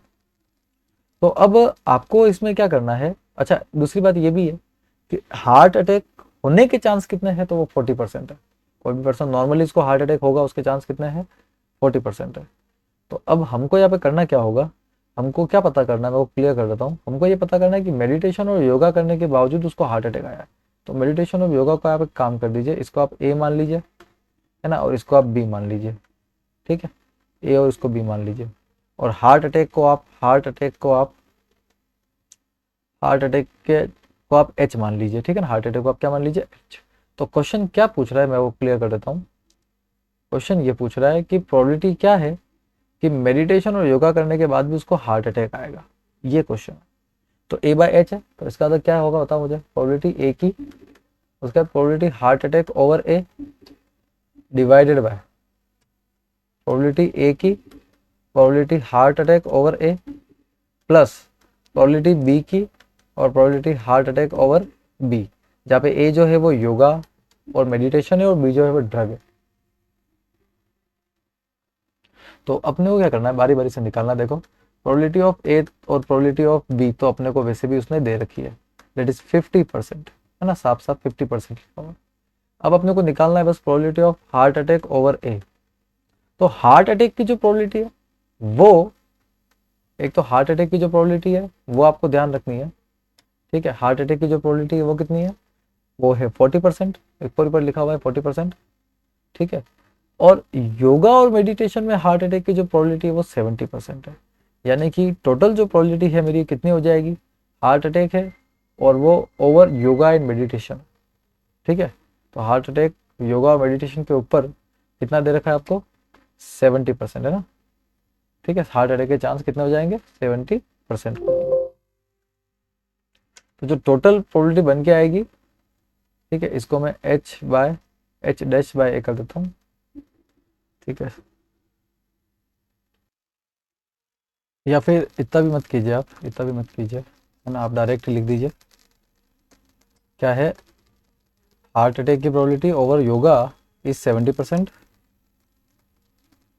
ठीक है ना, और हार्ट अटैक की प्रोबेबिलिटी ओवर ड्रग्स पे है 75%, ठीक है। वैल्यू में पुट कर दीजिए A by H is equals to, ठीक है। परसेंटेज को मैं मोस्टली परसेंटेज में सॉल्व कर देता हूँ, वो ज़्यादा इजी भी रहता है, फ्रैक्शन को सॉल्व करने के मुकाबले परसेंटेज सॉल्व करना ज़्यादा इजी लगता है, ठीक है। तो 50/70, यहाँ भी 50 × 70 प्लस ये हो जाएगा 50 × 75, ठीक है। इसको सॉल्व कर दीजिए, तो 7×5 = 0 0 तो सबने कट रहा है, तो 35 आ जाएगा ऊपर, यहाँ भी 35 आ जाएगा, ठीक है। और 5×25, ठीक है, यहाँ 7.5 आने वाला है, 5 आने वाला है, ठीक है। 5×25, 7×35, 36, 37, 37.5 आ रहा है, ठीक है। तो ये आ जाएगा 35 अपॉन, ठीक है, 35 35 70 71 72.5 आ जाएगा, ठीक है, यानी कि 350/725, 25 की टेबल से काट दीजिए इसको, है ना, 25 एकम 25, ठीक है, और 9 बचेगा 14, ठीक है। इधर से काट दीजिए 25 30 75, 25 दूनी 50, ठीक है, और 9 बढ़ जाएगा 29 आ रहा है, ठीक है। तो 14/29 ये आपका रिक्वायर्ड इसमें आंसर है, ठीक है। तो इसी अप्रोच से आप क्वेश्चन कर सकते हो, ठीक है ना। यहाँ पर 40% को भी अपन यूज़ कर सकते थे, ठीक है, लेकिन उसकी ज़रूरत नहीं पड़ी अपने को। बेस टर्म का क्वेश्चन था। 8वें क्वेश्चन की तरफ चलते हैं। Each element of the second order determinants is either 0 और 1। डिटर्मिनेंट की बात कर रहा है। देखो प्रोबेबिलिटी के अंदर डिटर्मिनेंट आ चुका है, ठीक है। What is the probability that the value of the determinant is positive, ठीक है, और बाकी सब ब्रैकेट में दे रखा है। तो बच्चों देखो सेकंड ऑर्डर जो डिटर्मिनेंट होता है, ठीक है, उसको कैसे लिखा जाता है, ठीक है, ऐसे बोलते हैं अपन सेकंड ऑर्डर डिटर्मिनेंट, ठीक है ना। तो इसमें क्या क्या हो सकता है, आइदर 0 और 1, है ना, मतलब फर्स्ट वाले के अंदर 0 और 1 हो सकता है, सेकंड वाले में भी 0 और 1, फर्स्ट में भी 0 और 1 और फोर्थ में भी 0 और 1। तो यहाँ पर टोटल 4 पोजीशन है जहाँ पर क्या हो सकता है, 2 चांसेस हो सकता है, 0 और 1। तो चांसेस तो यहाँ पर 2 है, चांसेस 2 है, और कितनी बार है, ठीक है, नंबर कितने बार है उसके, 4 बार है, ठीक है, 4 बार है। तो इसके टोटल नंबर कितने हो जाएंगे, हर 2 चांस पे 4 बार है, ठीक है ना, मतलब सॉरी, मतलब हर चांस पे 2 बार है, ठीक है ना, और टोटल 4 चांसेस है, तो 2 की पावर 4, यानी कि ये आपका हो जाएगा 16 चांसेस। अपने पास टोटल 16 ऑप्शन है यहाँ पर नंबर्स को रखने के लिए, जिसमें से आपको सिर्फ ये देखना है कि पॉजिटिव कब कब आएगा। देखो पॉजिटिव के लिए क्या क्या होना चाहिए। पॉजिटिव देखो डिटरमिनेंट सॉल्व कैसे करते हैं, जैसे अपन लेफ्ट साइड से क्रॉस मल्टीप्लाई करते हैं, 1 इंटू 1 1 माइनस 1, तो एक बार 0 आ जाएगा, ठीक है। तो अपने को क्या है कि पॉजिटिव आंसर चाहिए, पॉजिटिव आंसर चाहिए, ठीक है। तो अपने को बताना है कि कितने पॉसिबल कॉम्बिनेशन यहाँ पर हो सकते हैं। तो यहाँ पर देखो केसेस तो बहुत सारे बन सकते हैं, लेकिन एक बात तो डन है कि आप लेफ्ट साइड से क्रॉस मल्टीप्लाई करते हो तो ये 1 रहना चाहिए और ये तो 1 रहना चाहिए, बस ये दोनों श्योर। तो इसके और कौन कौन से केस बन सकते हैं वो आप सोच लीजिए, ठीक है ना। तो ये दोनों 1 रह सकते हैं, तब हो सकता है यहाँ पे 0 यहाँ पे 0 हो, ठीक, एक तो ये चांस है। दूसरा, जब ये दोनों 1 हो तब हो सकता है यहाँ पे 1 और यहाँ पे 0 हो, ये भी एक चांस है। तीसरा चांस, ये दोनों जब 1 है तब ये 1 और ये 0 हो, ये 3 चांस यहाँ पे हो सकता है, ठीक है ना। बाकी और कोई चांस यहाँ पे लगता नहीं है। मेरे को इसने बोला है कि पॉजिटिव वैल्यू आनी चाहिए, ठीक है ना, पॉजिटिव वैल्यू आनी चाहिए, है ना, value of determinant is positive, positive answer आना चाहिए। इन 3 में आंसर पॉजिटिव रहेगा, ठीक है। उसके अलावा और मुझे लगता नहीं और कोई ऑप्शन यहाँ पे पॉसिबल है। तो यहाँ पर टोटल कितने ऑप्शन पॉसिबल है, टोटल जो पॉसिबल ऑप्शन है वो अपने को दिख रहे हैं 3, है ना। थ्योरेटिकल क्वेश्चन है, कोई उस तरह का क्वेश्चन नहीं है ये, पर इसको अपन अलग तरीके से भी कर सकते हैं अगर अपन विचार करें तो। मैंने इसको अलग तरीके से कराया है, ठीक है। टोटल पॉसिबल ऑप्शन यहाँ पे कितने हैं, 3 है, ठीक है। और टोटल ऑप्शन कितने अवेलेबल है, टोटल 16 अपने पास ऑप्शन अवेलेबल है ना। 16 ऑप्शन इस तरह 1 1 1 1 हो सकता है, 0 0 0 0 हो सकता है, 1 1 1 और 0 हो सकता है, ठीक है ना, 1 0 0 1, मतलब बहुत सारे ऑप्शन होते हैं इस तरह से। तो ऐसे टोटल 16, आप 16 तरीके से आप इसको अरेंज कर सकते हो, और उसमें से 3 तरीके ऐसे जिनका आंसर क्या आएगा, हमेशा पॉजिटिव आएगा। ये लिख के दिखा दिया आपको, देखो 1 माइनस 0 1 आएगा, 1 माइनस 0 1 आएगा, और 1 माइनस 0 1 आएगा। अगर अब या 1 मान ले तो 1 माइनस 1 0 हो जाएगा। अपने को उसने बोला है कि पॉजिटिव आंसर देना, मतलब कि 0 से बड़ा अपने को आंसर देना है, ठीक है ना। तो इसलिए अपना जो प्रोबेबिलिटी होगी पॉजिटिव आंसर की वो 3/16 यहाँ पर रहेगी। नेक्स्ट क्वेश्चन की तरफ बढ़ सकते हैं आप लोग। वापस फेल और पास होने की प्रोबेबिलिटी आ गई है, बाइनोमियल एक्सप्रेशन, ठीक है। इसको देखो बिना बाइनोमियल के होता हो तो, an electronic assembly consist of 2 subsystem say A and B. From previous testing procedure, the following probabilities assumed to be known. A fails की, B fails alone, A and B both fails, ठीक है। तो जाहिर सी बात है कि A और B दोनों के जो फेल होने की प्रोबेबिलिटी दे रखी है वो कहीं ना कहीं probability of A intersection B है, ठीक है ना। ये भी अपने को क्लियर है। अब यह पूछ रहा है कि A जो वो फेल हुआ है, और B जो है वो A फेल्स, जब B फेल हुआ है उसके ऊपर A भी फेल हो गया है ना। तो ये अपने को A/B पूछ रहा है, सीधी भाषा में पूछे तो ये बहुत ज़्यादा टेढ़ा क्वेश्चन नहीं है। प्रोबेबिलिटी ऑफ A मुझे दे रखी है 0.2, और प्रोबेबिलिटी ऑफ B अलोन दे रखा है, B अलोन, ठीक है ना, वो 0.15 दे रखा है। तो यहाँ से अपन प्रोबेबिलिटी ऑफ B निकाल सकते हैं। प्रोबेबिलिटी ऑफ B कैसे निकलेगा, देखो अगर मैं आपको इसे समझाऊं तो, जब A और B दोनों का इंटरसेक्शन होता है, ठीक है ना। तो वो जो कॉमन वाला पार्ट है ना वो कॉमन हो जाता है। तो अब जब बोलते हैं ना बी अलोन, तो ये जो दिख रहा है ये बी अलोन है, बी अलोन। बी अलोन का मतलब ये कि उसमें ए शामिल नहीं है। तो ये इंटरसेक्शन वाला पार्ट है ना, ए इंटरसेक्शन बी, ये आपको क्या करना पड़ेगा, टोटल बी से माइनस करना पड़ेगा। टोटल बी से अगर माइनस करोगे तो आपको क्या मिलेगा, बी अलोन मिलेगा। तो बी अलोन एक्चुअली किसके बराबर होता है, बी अलोन किसके बराबर होता है, पी टोटल बी से माइनस कर दो कौन सा पार्ट, ए इंटरसेक्शन बी का पार्ट। ठीक है ना, टोटल से है ना, आप देख पा रहे होंगे टोटल से क्या माइनस करना है, ये है ना बी अलोन। में कलर चेंज कर देता हूँ आपको अगर नहीं समझ में आ रहा हो तो। ये है बी अलोन वाला पार्ट, देखो मैं इसको हाईलाइट कर रहा हूँ, ये बी अलोन वाला पार्ट है। ठीक है ना, ये वाला।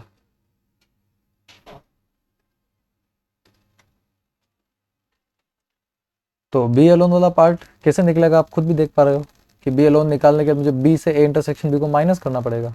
तो बी कितना हो जाएगा, ये हो जाएगा probability of B alone plus probability of A intersection B.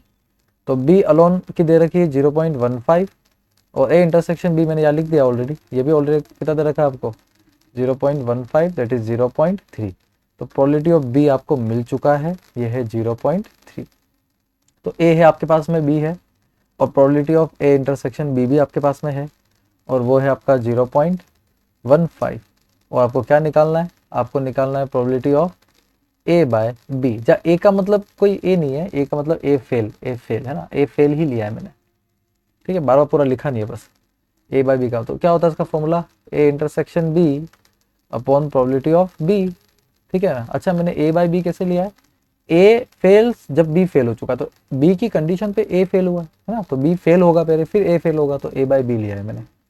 ठीक है, तो ए बाय बी कितना हो जाएगा, A by B sorry A intersection B कितना हो जाएगा, ये दे रखा है आपको 0.15। ठीक है, और आपको बी दे रखा है 0 पॉइंट, अभी जस्ट निकाला अपन ने 3 आया था। ठीक है, तो ये 15/30 आ रहा है, या 1/2 भी आप इसको कह सकते हो। ठीक, ये तो हो गया फर्स्ट पार्ट। सेकंड पार्ट में क्या पूछ रहा है कि probability of A fails alone, probability of A fails alone. अभी तो आपको समझ में आ गया होगा ना ए अलोन का मतलब क्या है। ठीक है, मैं इसको ए अलोन चलो एक बार पूरा लिखता हूँ, ए फेल्स अलोन, यानी कि प्रोबेबिलिटी ऑफ ए अलोन आपको निकालना है। तो देखो वहां से वही बात है, ए अलोन कितना होगा, रटने की बात नहीं है। ए अकेला ए अलोन कितना होगा, देखो ए अलोन ये रहा, ए अलोन क्या होगा, ए से किसको माइनस कर दो, ए इंटरसेक्शन बी को। प्रोबेबिलिटी ए से किसको माइनस कर दो, ए इंटरसेक्शन बी को। तो ए कितना है 0.2 से 0.15 को माइनस कर दो, 0.05 आ जाएगा। ठीक है ना, तो ये ए फेल्स अलोन का प्रोबेबिलिटी आ जाएगा, कोई दिक्कत नहीं होगी इसके अंदर आपको। ठीक है ना, ये दोनों आपके आंसर आ चुके हैं, बहुत ही ईजी क्वेश्चन था। इस तरह के क्वेश्चन भी आ सकते हैं, एक नया कंसेप्ट आपको सीखने को मिला है फेल्स अलोन वाला। Bag first content 3 red and 4 black balls, bag second content 4 red and 5। तो बेग फर्स्ट और बेग सेकंड, तो बेग फर्स्ट में दे रखी है 3 रेड बॉल और 4 ब्लैक बॉल, बेग सेकंड में दे रखी है 4 रेड बॉल और 5 ब्लैक बॉल्स। आगे लिखा हुआ है कि एक बॉल जो है वो ट्रांसफर कर दी गई है from bag 1 to bag 2 and then a ball is drawn from bag second. ठीक है, the ball is drawn is found to be red in colour. ठीक है, तो find the probability that the transferred ball is black. Ball जो निकली है वो bag second से निकाली गई है और वो रेड आई है। ठीक है, और ये अपने को पता है। आगे ये पूछ रहा है प्रोबेबिलिटी आपको निकालने की, जो बॉल आपने ट्रांसफर करी है वो ब्लैक है। तो देखो बॉल तो अपन ब्लैक भी ट्रांसफर कर सकते थे, रेड भी ट्रांसफर कर सकते थे, तो यानी कि यहाँ पे 2 केस आपके बन चुके हैं। तो जो 2 केस है वो क्या है, पहला केस तो ये बन जाएगा कि रेड बॉल को ट्रांसफर किया है, ये पहला केस बन जाएगा। ठीक है, दूसरा केस बन जाएगा कि ब्लैक बॉल को ट्रांसफर किया है। अब सवाल ये है कि देखो रेड बॉल के ट्रांसफर होने की प्रोबेबिलिटी क्या हो सकती है, probability of red ball transfer. तो रेड बॉल है कितनी अवेलेबल, बैग फर्स्ट से बैग सेकंड में रेड बॉल रखी है, तो रेड 3 अवेलेबल है, तो 3 आउट ऑफ 7। ठीक है, अगर रेड बॉल आपने ट्रांसफर करी है, और ब्लैक बॉल अगर आपने ट्रांसफर करी है, तो ब्लैक बॉल की प्रोबेबिलिटी क्या हो जाएगी, 4 आउट ऑफ 7। ठीक है ना, 7 में से 4 कोई भी एक ट्रांसफर कर सकते हो। ठीक है, अब यहाँ पर एक बात आपको समझना बहुत जरूरी है कि हमको निकालना क्या है। देखो हमको ये नहीं निकालना है कि कौन से बेग से क्या निकाला गया वगैरह वगैरह, ये नहीं, सब दे रखा है उसने। हमको ये निकालना है कि जो ट्रांसफर्ड बॉल है ना वो ब्लैक है, यानी कि हमको ट्रांसफर होने की प्रोबेबिलिटी निकालनी है। हमको ये बताना है कि ट्रांसफर जो हमने बॉल करी है, ठीक है, वो कौन सी है, ब्लैक है, ये आपको बताना है। ठीक है, ट्रांसफर बॉल हमने ब्लैक करी है, और इसको ऐसे नहीं लिखेंगे अपन, इसको अपन अलग तरीके से लिखते हैं। तो हमें यहाँ पर ऐसे लिखना पड़ेगा कि प्रोबेबिलिटी कि हमने ब्लैक बॉल ट्रांसफर करी है जब बैग से रेड बॉल निकली है। ठीक है ना, मतलब बैग से हमने निकाली वो रेड बॉल है, लेकिन हमने ट्रांसफर कौन सी बॉल करी थी, ब्लैक करी थी। तो ये ब्लैक जो ट्रांसफर करी थी उसकी प्रोबेबिलिटी 4/7 है, और रेड जो आपने ट्रांसफर करी उसकी प्रोबेबिलिटी कितनी है, 3/7। तो हमको ये निकालना है। तो कैसे लिखेंगे एक्सप्रेशन इसका, लिख दीजिए एक बार। प्रोबेबिलिटी अगर ब्लैक ट्रांसफर करी है और रेड की, ठीक है, तो ट्रांसफर करने के बाद का सीन है, तो देखो ब्लैक ट्रांसफर की प्रोबेबिलिटी हो जाएगी एक तो, और उसके अंदर प्रोबेबिलिटी रेड की जब आपने ब्लैक ट्रांसफर करी है। ठीक है ना, दैट्स वेरी इंपॉर्टेंट। फिर प्रोबेबिलिटी ब्लैक ट्रांसफर की, फिर प्रोबेबिलिटी रेड की जब आपने ब्लैक ट्रांसफर करी है, प्लस प्रोबेबिलिटी अगर आपने रेड ट्रांसफर करी है, और प्रोबेबिलिटी रेड की जब आपने रेड ही ट्रांसफर करी है। ठीक है ना, क्योंकि रेड बॉल की मेन प्रोबेबिलिटी आपको निकालनी है। तो देखो प्रोबेबिलिटी ऑफ रेड बॉल जब आपने ब्लैक ट्रांसफर करी है, खाली ये निकालना है हमको। तो देखो रेड बॉल की प्रोबेबिलिटी क्या हो जाएगी जब आप ब्लैक ट्रांसफर कर रहे हो। अगर आप ब्लैक ट्रांसफर कर रहे हो तो इसका मतलब क्या होगा कि जो ब्लैक बॉल है वो 5+1 यानी कि 6 हो जाएगी अगर ब्लैक ट्रांसफर करते हो तो। ठीक है, लेकिन रेड तो 4 ही रहेगी, तो टोटल बोले कितनी हो जाएगी, 6 और 4 10, यानी कि 4/10 हो जाएगा। टोटल रेड बोले तो 4 है, और टोटल बोले कितनी है, 10 है। आगे बात समझ में, जब आपने ब्लैक ट्रांसफर करी। वैसे ही प्रोबेबिलिटी ऑफ रेड जब आपने रेड ट्रांसफर करी है, तो इसी के अंदर देखो अगर आप रेड ट्रांसफर करते हो, ठीक है ना, रेड ट्रांसफर करते हो तो क्या होगा, रेड +1 हो जाएगी, रेड +1 हो जाएगी। तो रेड +1 यानी कि रेड 5 हो जाएगी, और टोटल बोले कितनी हो जाएगी, 10 हो जाएगी। रेड 5 हो जाएगी और टोटल बोले कितनी हो जाएगी, 10 हो जाएगी। तो रेड 5 और टोटल बोले कितनी हो गई, 10 हो गई। क्लियर है, बस ये सारा डेटा आपको ऊपर पुट करना है और आपका आंसर मिल जाएगा। तो प्रोबेबिलिटी कि रेड निकली है ब्लैक ट्रांसफर पे, ठीक है, ये आपका हो जाएगा ब्लैक ट्रांसफर की प्रोबेबिलिटी, दैट इज ये पता है अपने को, प्रोबेबिलिटी सारी की सारी ब्लैक ट्रांसफर की है 4/7। तो 4/7 इंटू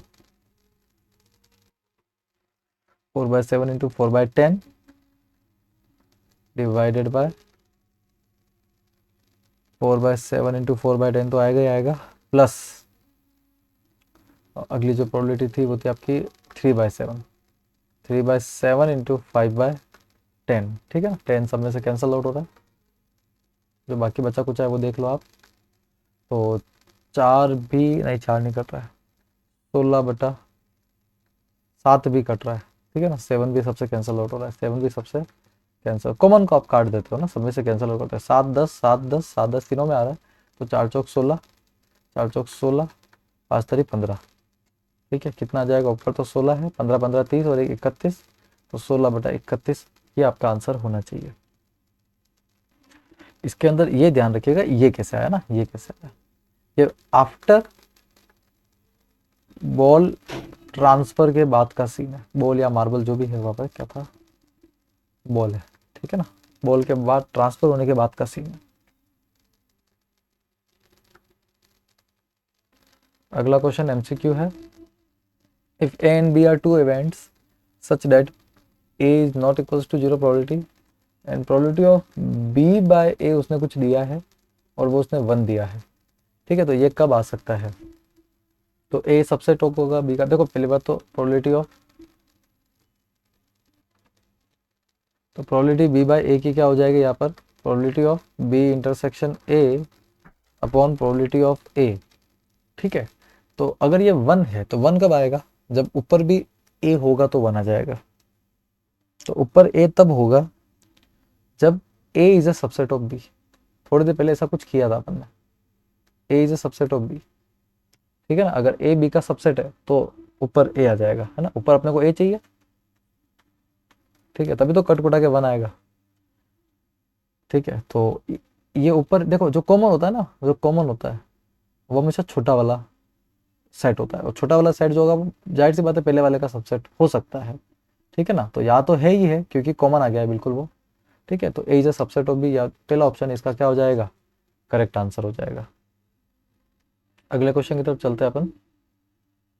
नेक्स्ट है आपका 12th। ये बोल रहा है probability of A by B जो है वो greater than probability of A है, then which of the following is correct. दोनों सब में से करेक्ट क्या है। तो probability of A by B सबको पता है कि ये probability of A intersection B upon probability of B होता है। ठीक है, और ये ज़्यादा दे रखा है प्रोबेबिलिटी ऑफ ए से। तो यहाँ पे ज़्यादा कुछ नहीं कर रहे अपन, तो ए इंटरसेक्शन बी आप एक्सचेंज कर दो, पी बी को ऊपर ले जाओ और पी ए को नीचे ले आओ। ठीक है ना, तो या पी बी यहाँ आ जाएगा और पी ए यहाँ आ जाएगा, क्योंकि ए इंटरसेक्शन बी को तो फर्क ही नहीं पड़ता। आप इसको बी इंटरसेक्शन ए लिख दो। ठीक है, और नीचे पी ए आपका आ गया है is greater than P B, क्योंकि ये ऑप्शन मैच कर रहा है ऊपर। तो आप इसको अल्टीमेटली क्या लिख सकते हो, इसको लिख सकते हो probability of B by A is greater than probability of B, है ना, ये शायद ऑप्शन है। Probability is B by A is greater than probability of B, ये इसका सही ऑप्शन होगा, सी। ठीक है, 13 क्वेश्चन है इसके अंदर। लास्ट क्वेश्चन की तरफ बढ़ते हैं। A and B are any two events such that probability of A plus probability of B minus probability of A and B, A intersection B होता है बच्चों, ए एंड लग रहा है, मतलब इंटरसेक्शन है, इजिकल्स टू प्रोबेबिलिटी ऑफ ए। वाह very good. देखो इसका मतलब बी और ए इंटरसेक्शन बी या तो एक दूसरे को कैंसिल आउट कर रहे हैं या फिर वो दोनों जीरो है। ठीक है, दो ही ऑप्शन यहाँ पे हो सकते हैं, और तो क्या हो सकता है। तो और तो कोई ऑप्शन नहीं है, पर यहाँ पे जो ऑप्शन है वो इस तरह के नहीं है, यहाँ पे ए बाय बी और बी बाय इस तरह का दे रखा है। ठीक है, तो ए इंटरसेक्शन बी और पी बी से इतना तो समझ में आ रहा है कि मुझे पी ए बाय बी वाले कोई ऑप्शन होना चाहिए। तो या दो ऑप्शन है बी और डी, बी और डी को चेक कर लेते हैं अपन। तो प्रोबेबिलिटी ए बाय बी जब आप करोगे तो ये probability A intersection B upon probability of B आता है। ठीक है ना, अब मेरी बात सुनो, यहाँ से आपको क्या मिलेगा कि probability of B minus probability of A intersection B, ये कुछ भी करके दोनों मिलके जीरो आ देंगे, या तो ये खुद आपस में जीरो जीरो हो, या भले दोनों वन हो, जो होना हो दोनों बराबर हो, भले कुछ भी हो, तो ये जीरो आंसर देंगे। तो ये जीरो तभी दे सकते हैं जब दोनों या तो बराबर हो। ठीक है ना, मतलब बराबर तो होना ही चाहिए। खैर, तो बराबर होंगे तो देखो यहाँ पे आप समझ सकते हो कि ए इंटरसेक्शन बी को आप प्रोबेबिलिटी ऑफ बी लिख सकते हो, अगर दोनों बराबर है तो यहाँ से लिख रहे हो आप ना इस चीज़ को, और प्रोबेबिलिटी ऑफ बी, तो बी से बी कटा कितना आ जाएगा, probability of A by B is equals to क्या आ जाएगा आपका, 1 आ जाएगा। तो probability A by B 1 option था बिल्कुल, B is a correct answer. ठीक है, इस तरह से आपको इसको सॉल्व करना है। तो बहुत बहुत धन्यवाद मिसलेनियस तक कंप्लीट करने के लिए, बहुत बहुत धन्यवाद आपका। ठीक है, प्रोबेबिलिटी खत्म हो चुकी है, अब मैं एग्जाम्पलर के क्वेश्चन लेके आऊँगा। इसके अलावा मैं प्रीवियस ईयर बोर्ड के क्वेश्चन भी जल्दी लेके आऊँगा। ठीक है ना, इससे रिलेटेड मैं सारे क्वेश्चन लेके आने वाला हूँ। ठीक है, जो भी सॉल्यूशन है वो टेलीग्राम पे आपको मिल जाएगा, उसको जरूर ज्वाइन करना। बहुत बहुत धन्यवाद आपका।